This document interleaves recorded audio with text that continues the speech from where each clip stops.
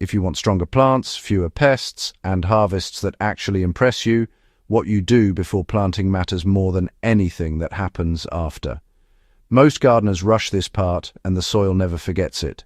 Before we begin, make sure you subscribe to Evergreen Garden and drop a comment sharing what you're growing this season, because this is foundational knowledge every real gardener should master and revisit year after year.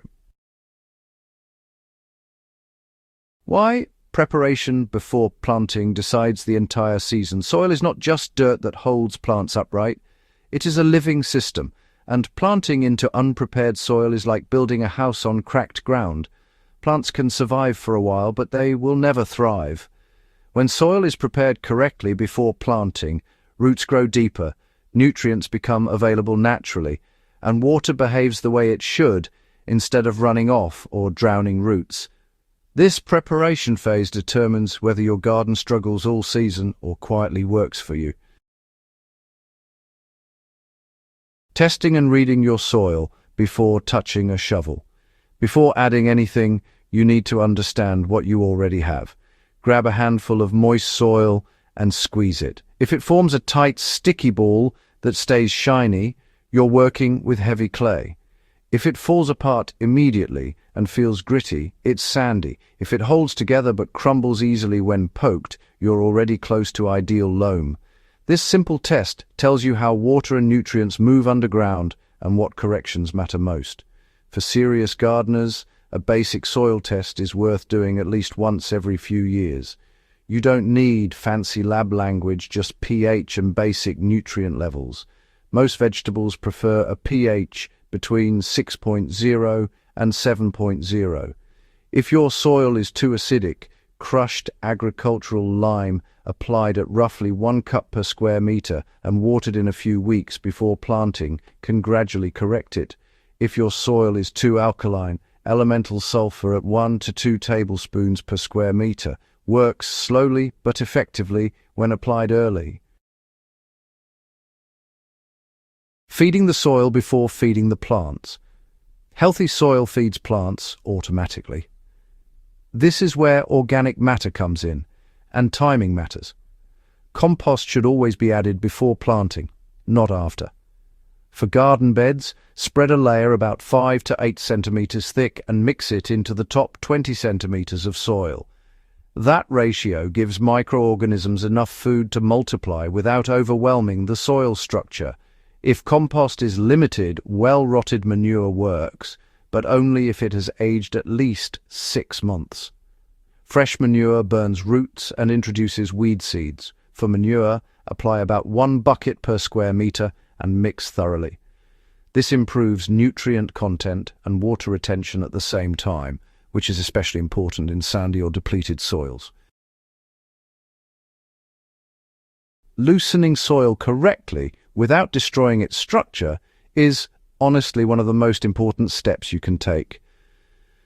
One of the biggest mistakes gardeners make is over-tilling. Soil needs air, but it also needs structure. The goal before planting is to loosen compacted layers without pulverizing everything. If your soil has been walked on or exposed to heavy rain, roots will struggle to penetrate it. Use a garden fork rather than a rototiller whenever possible. Push it down 20 to 30 centimeters and gently rock it back to lift the soil without flipping layers upside down. This preserves beneficial fungi while opening pathways for roots and water. For raised beds, this step alone can, quite often, double root depth compared to shallow loosening.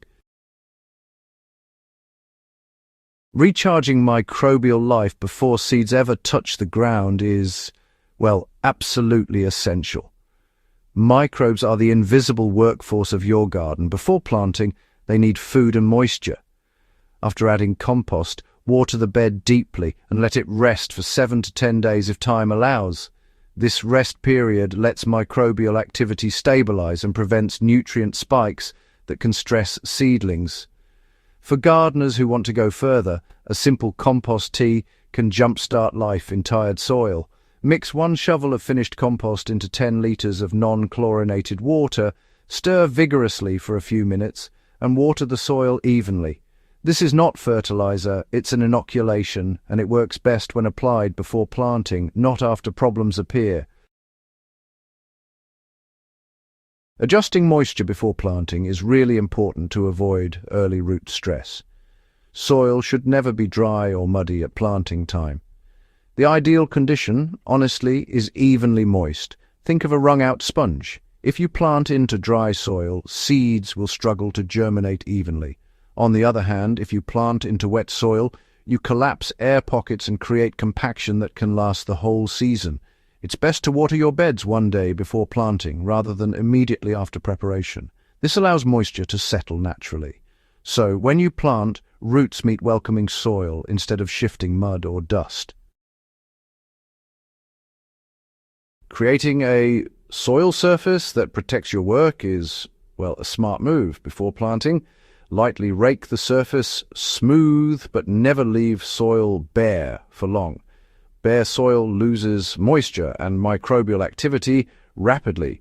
If you're planting immediately, seeds or transplants will cover it. But if you're waiting a few days, a thin layer of straw or dried grass clippings spread lightly will protect the surface without blocking air. This step alone can reduce watering needs by nearly 30% and prevent crusting that blocks young seedlings. You'll see how this preparation shows results within just a few weeks. When soil is prepared properly before planting, seedlings emerge evenly, transplants establish faster, and pest pressure drops naturally. Roots grow downward instead of circling near the surface. Plants handle heat better and recover faster from stress. These are not just cosmetic improvements, they're the result of soil biology and physics working together because you respected the process. Gardening success isn't luck, and it's not about chasing products. It's about timing and understanding the ground you work with. If this guide helped you rethink how you prepare your soil, go ahead and subscribe to Evergreen Garden for serious, practical gardening knowledge that really lasts. Share this video with another gardener who keeps blaming seeds or fertilizer, and leave a comment telling us what crops you're preparing soil for this season. Your soil will remember what you do before planting, and it will reward you for it.